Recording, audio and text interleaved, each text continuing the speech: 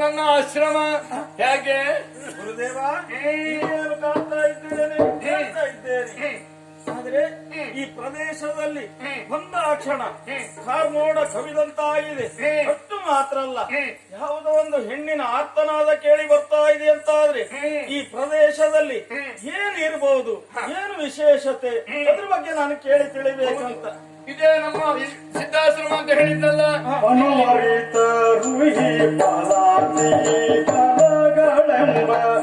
ಕನಕದ ಮಂದು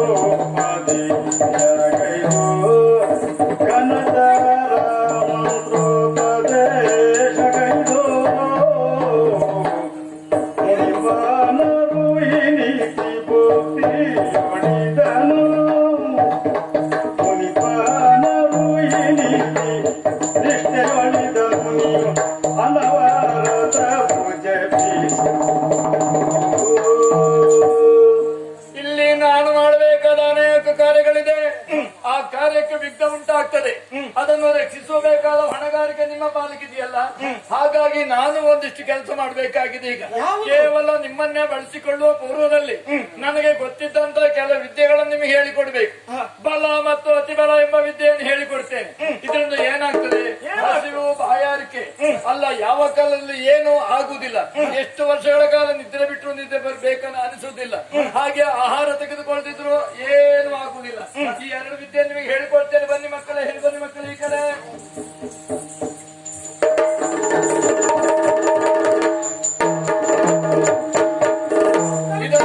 ಇದನ್ನು ಸದಾ ನೆನಪಿಟ್ಟುಕೊಳ್ಬೇಕು, ಚೆನ್ನಾಗಿ ಉಚ್ಚರಿಸಿಕೊಳ್ಬೇಕು. ಇಷ್ಟೇ ಸಾಕಾಗುವುದಿಲ್ಲ. ಈಗ ಇನ್ನೂ ಕೆಲವಷ್ಟು ಅಸ್ತ್ರಗಳು ನನ್ನಲ್ಲಿದೆ. ಅಸ್ತ್ರಗಳು ನಾನು ಏನು ಮಾಡಬೇಕು, ಬ್ರಾಹ್ಮಣನಾಗಿ ಅದು ನನಗೆ ಉಪಯೋಗ ಇಲ್ಲ. ಬೃಹದಾಸುರ ಎಂಬಂತಹ ಮಕ್ಕಳು ಸಾವಿರ ಸಂಖ್ಯೆಗಳಲ್ಲಿ ಹೋಗುವಾಗ ಅವರೆಲ್ಲ ಅಸ್ತ್ರರೂಪವಾಗಿ ಹೋಗಿದ್ದಾರೆ. ಅಂತಹ ಅಸ್ತ್ರ ನಮ್ಮಲ್ಲಿದೆ, ಅದನ್ನೆಲ್ಲ ಕೊಡ್ತೇನೆ. ಮುಂದೆ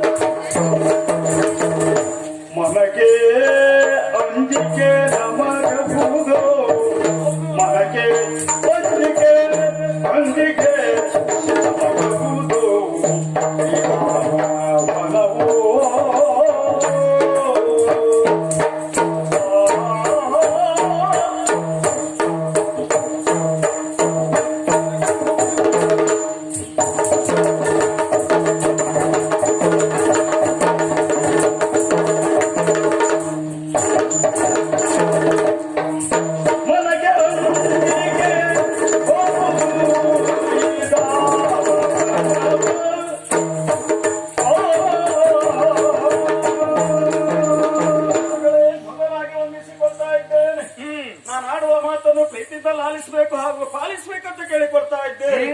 ಯಾಕೆಂದ್ರೆ ನಿಮ್ಮನ್ನೇ ಆಗಲಿ ಅದೆಷ್ಟೋ ದೂರ ಬಂದಿದ್ದೇವೆ, ಕೆಲವು ಕಡೆ ಸಂಚಾರ ಮಾಡಿದ್ದೇವೆ. ಗೊತ್ತಾದ್ರೆ ಒಮ್ಮಿಂದೊಮ್ಮೆ ಈ ಪ್ರದೇಶವನ್ನು ನೋಡುವಾಗ ಬಹಳ ಆಶ್ಚರ್ಯ ಎನಿಸ್ತಾ ಇದೆ. ಕಾರ್ಮೋಡ ಕವಿದಂತೆ ಈ ವಾತಾವರಣ, ಈ ಅರಣ್ಯ ಪ್ರದೇಶವನ್ನು ಪಕ್ಕಿದ್ದೇವೆ. ಗೊತ್ತಾದ್ರೆ ಈ ಪ್ರದೇಶದ ಬಗ್ಗೆ ಸವಿಸ್ತಾರವಾಗಿ ವಿಚಾರ ನನಗೆ ಗೊತ್ತಿಲ್ಲ. ಈ ಪ್ರದೇಶ ಯಾರದ್ದು, ಇಲ್ಲಿ ಇರುತ್ತಾರೆ ಯಾರು ವಾಸವಾಗಿ, ಅದೆಲ್ಲ ಹೇಳಬೇಕಂತ ಕೇಳಿಕೊಳ್ತಾ ಇದ್ದೇನೆ.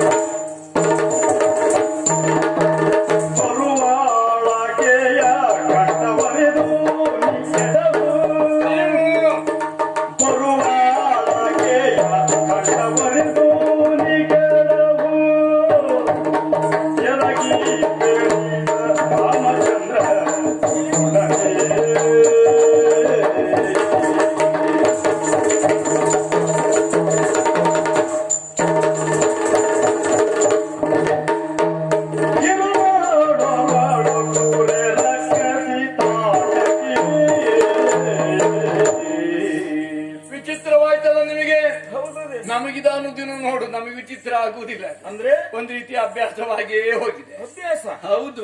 ಯಾಕೆ? ಮತ್ತೇನಲ್ಲ, ಈ ರಕ್ಕಸರೆಲ್ಲ ಈ ವನದಲ್ಲಿದ್ದಾರೆ. ಬೇಕಾದಷ್ಟು ರಕ್ಕಸರು, ಒಬ್ರು ಇಬ್ರು ಅಲ್ಲ, 16,000 ಮಂದಿ. ಅದಕ್ಕೆ 16 ಜನ ಮುಖಂಡರು, ಆಮೇಲೆ ಅದಕ್ಕೊಬ್ಬಳು ನಾಯಕಿ, ಹೀಗೆ ಇದ್ದಾರೆ. ಹೌದು, ಸಾಧಾರಣದವರಲ್ಲ. ತಾಟಕಿ ಎಂಬೋಳು ಇಲ್ಲಿದ್ದಾಳೆ. ಹಾಗಾಗಿ ಕೆಲವೇ ಕ್ಷಣಗಳಲ್ಲಿ ನೀವು ಬಂದದ್ದು ಗೊತ್ತಾದ್ರೆ ಅವಳು ಇಲ್ಲಿಗೆ ಬರ್ತಾಳೆ, ಅನುಮಾನವೇ ಬೇಡ. ಬಂದಾಗ ಹಿಂದೆ ಮುಂದೆ ನೋಡಬೇಡಿ. ಅದಕ್ಕಾಗಿ ಕೆಲವು ವಸ್ತ್ರಗಳನ್ನು ಕೊಟ್ಟಿದ್ದೇನೆ. ಬೇಕಾದ್ರೆ ಇನ್ನೂ 2 ಗದೆ ನನ್ನಲ್ಲಿ ಉಂಟು, ವಿಶೇಷವಾದ ಗದೆಯನ್ನು, ಅದನ್ನು ಕೊಡ್ತೇನೆ. ಹಿಂದೆ ಮುಂದೆ ನೋಡದೆ ಅವಳನ್ನು ಕಣ್ಣಾಗ ತರಿಸಬೇಕು ನೀವು.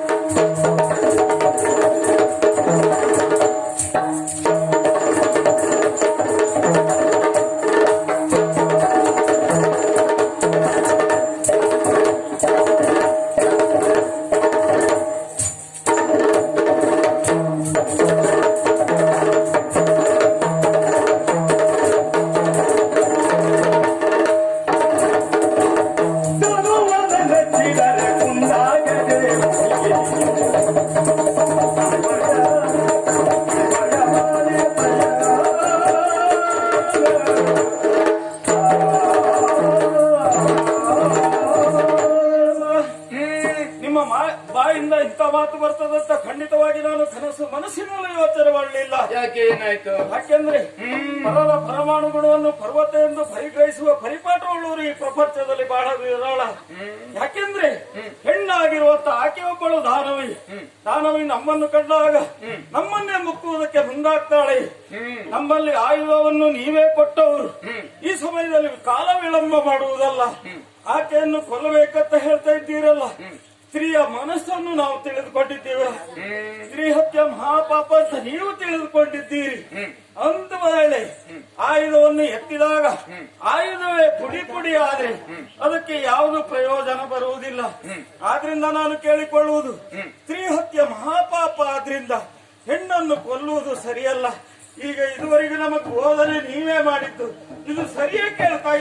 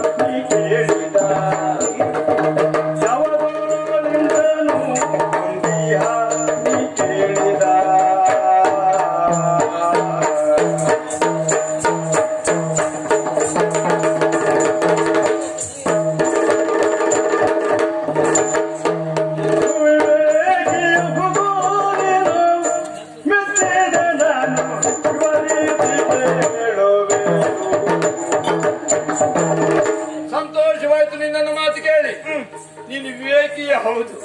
ಕೇವಲ ನಾನು ಆಡಿದ ಮಾತಿಗೆ ಕೂಡಲೇ ಶರವನ್ನು ಎತ್ತಿ ಪ್ರಯೋಗ ಮಾಡಿದ್ರೆ ನಾನು ಆಲೋಚನೆ ಮಾಡ್ತಿದ್ದೆ ಹೇಗೆ ಅಂತ. ಅಲ್ಲ, ವಿಚಾರ ಮಾಡಿದೀನಿ. ಹೆಣ್ಣನ್ನು ಕೊಲ್ಲಬಾರದು ಎಂಬುದು ಗೊತ್ತುಂಟು.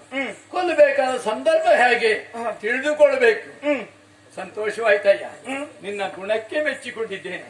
ಆದ್ರೆ ಇವಳು ಹೆಣ್ಣಲ್ವಲ್ಲ, ಯಾಕೆ ಒಳ್ಳೆಯ ಇವಳನ್ನು ಕೊಲ್ಲುವುದೇ ಧರ್ಮ. ಹೆಣ್ಣಾದ್ರೂ ಕೊಲ್ಲಬೇಕು ಇವಳನ್ನ. ಯಾಕೆ ಕೊಲ್ಲಬೇಕು? ಅದಕ್ಕೆ ಉದಾಹರಣೆ ಉಂಟು. ನಾನು ನೀನು ಮಾಡಿಕೊಳ್ಳುವುದಲ್ಲ, ದೊಡ್ಡವರು ಮಾಡಿದ ಏನುಂಟು, ಮಹಾಜನ ಏನು ಸ್ವಪಂತ ಅಂತಿಂಟಲ್ಲ, ಮಹಾಜನಗಳು ಹೇಗೆ ನಡ್ಕೊಳ್ತಾರ ಹಾಗೆ ನಾವು ನಡ್ಕೊಳ್ಬೇಕು. ನಡೆದದ್ದು ಹೇಗೆ? ಮಂತರ ಎಂಬ ದುಷ್ಟ ರಕ್ಕಸೆಯನ್ನ ಇಂದ್ರ ಕೊಂದು ಮುಗಿಸಿದ, ಲೋಕ ಕಲ್ಯಾಣವಾಯ್ತು. ಲೋಕ ಕಂಟಕವಾದವಳನ್ನು ಕೊಂದಿದ, ಹೌದಲ್ಲ? ಇದು ಒಂದು ಉದಾಹರಣೆ. ಇನ್ನೊಂದು ಉದಾಹರಣೆ ಕೊಡ್ತೇನೆ. ಸೋಮಾಸುರ ಎಂಬ ದೊಡ್ಡ ಅಸುರ, ಅವನನ್ನು ಕೊಲ್ಲುವುದಕ್ಕಾಗಲಿಲ್ಲ. ಆಗ ದೇವತೆಗಳೆಲ್ಲ ಒಟ್ಟಾಗಿ ವರಬಲಾನ್ವಿತನಾದವನನ್ನು ಕೊಲ್ಲಬೇಕು ಎಂದು ಸಂಕಲ್ಪ ಮಾಡಿ ವಿಶೇಷವಾದ ಬಲವನ್ನು ಸಂಗ್ರಹಿಸಿ ಅವನನ್ನು ಕೊಲ್ಲುವುದಕ್ಕೆ ಮುಂದೆ ಹೋದಾಗ ಭೃಗುಪತ್ನಿ ಖ್ಯಾತಿ ಇದ್ದಾಳಲ್ಲ, ಅವಳಲ್ಲಿ ಹೋಗಿ ಬೇಡಿಕೊಂಡ, ತಾಯೇ ಕಾಲಿಗೆ ಬಿದ್ದಿದ್ದೇನೆ, ನಮ್ಮನ್ನು ರಕ್ಷಣೆ ಮಾಡಬೇಕು ಅಂತೇಳಿ. ಆವಾಗ ಆ ಖ್ಯಾತಿ ಸೋಮಾಸುರನಿಗೆ ರಕ್ಷಣೆಯನ್ನು ಕೊಟ್ಲು. ಹಾಗೆ ಇಂದ್ರಾದಿ ದೇವತೆಗಳೆಲ್ಲ ಹೋದ್ರು. ಹೋಗುವಾಗ ಅವಳ ತಪಶಕ್ತಿಯಿಂದ ಇಂದ್ರನ ಸ್ತಂಭವಾಗಿ ಆಗಿಸಿಬಿಟ್ಲು, ಅಂದ್ರೆ ಕಲ್ಲಾಗಿಸಿಬಿಟ್ಲು ಅವಳು ತನ್ನ ಖ್ಯಾತಿಯಿಂದ. ಆಮೇಲೆ ಆ ವರ್ತಮಾನ ವಿಷ್ಣುವಿಗೆ ಗೊತ್ತಾಯ್ತು, ಲೋಕ ಕಂಟಕನಾದ ತಮಾಸುರ ಸೋಮಾಸುರ ಅಲ್ಲಿದ್ದಾನೆ, ಅವನನ್ನು ಕೊಲ್ಲುವುದಕ್ಕೆ ಹೋದ ದೇವತೆಗಳೆಲ್ಲ ಕಲ್ಲಾಗಿದ್ದಾರೆ, ಹಾಗಾದ್ರೆ ಇದಕ್ಕೊಂದು ಪರಿಮಾರ್ಜನೆ ಮಾಡಿಕೊಳ್ಬೇಕು ಎಂದು ಆಲೋಚನೆ ಮಾಡಿ ವಿಷ್ಣುವೇ ಹೋಗಿ ಮೊದಲಾಗಿ ಬೇಡಿಕೊಂಡ, ಅವನನ್ನು ಬಿಡು, ಅವ ಲೋಕ ಕಂಟಕನಾಗಿದ್ದಾನೆ, ಸರ್ವತ ನಿನ್ನಂತ ಋಷಿಪತ್ನಿಗೆ ಯೋಗ್ಯರಲ್ಲ. ಕೇಳಲಿಲ್ಲ. ವಿಷ್ಣುವನ್ನೇ ಕಲ್ಲಾಗಿಸಿಗೆ ಮುಂದಾದಾಗ ಚಕ್ರದಿಂದ ಅವಳ ತಲೆಯನ್ನು ಕಡಿದು ಹಾರಿಸಿದ. ಖ್ಯಾತಿಯ ತಲೆ ಹೋಯ್ತು. ಆಮೇಲೆ ಪ್ರಕರಣ ಬೇರೆ. ಅವಳನ್ನು ಬದುಕಿಸಿದ ಗಂಡ ಬಂದು ಭೃಗು ಬಂದು, ಅದು ಬಿಡು.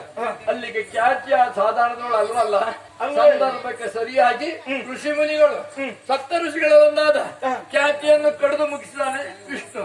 ಹಾಗಾಗಿ ನೀನು ಆಲೋಚನೆ ಮಾಡುದಲ್ಲ, ಬರುವಳು ದುಷ್ಟ ರಕ್ಕಸಿ ತಾಟಕಿ, ಅನುಮಾನ ಮಾಡದೆ ತಡ ಮಾಡ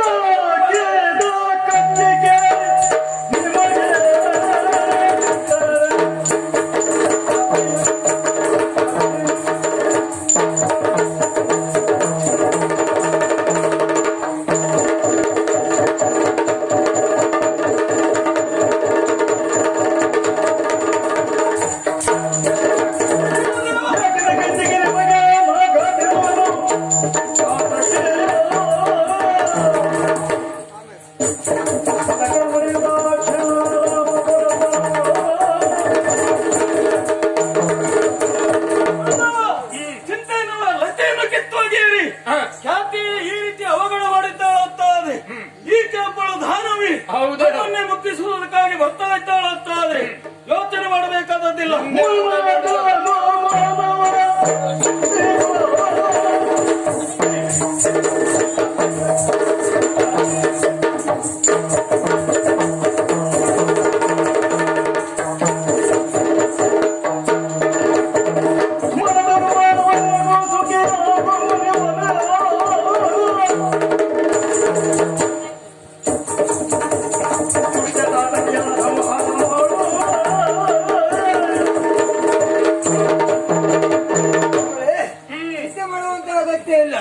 ಅನುಮಾನ ಪಡುವಂತ ಅಗತ್ಯವೂ ಇಲ್ಲ. ನಮ್ಮ ಶಕ್ತಿ ಸಾಮರ್ಥ್ಯ ಎಷ್ಟು ಏನು ಅಂತ ಹೇಳಿ ಈಗ ನಾವು ತೋರಿಸ್ತೇವೆ.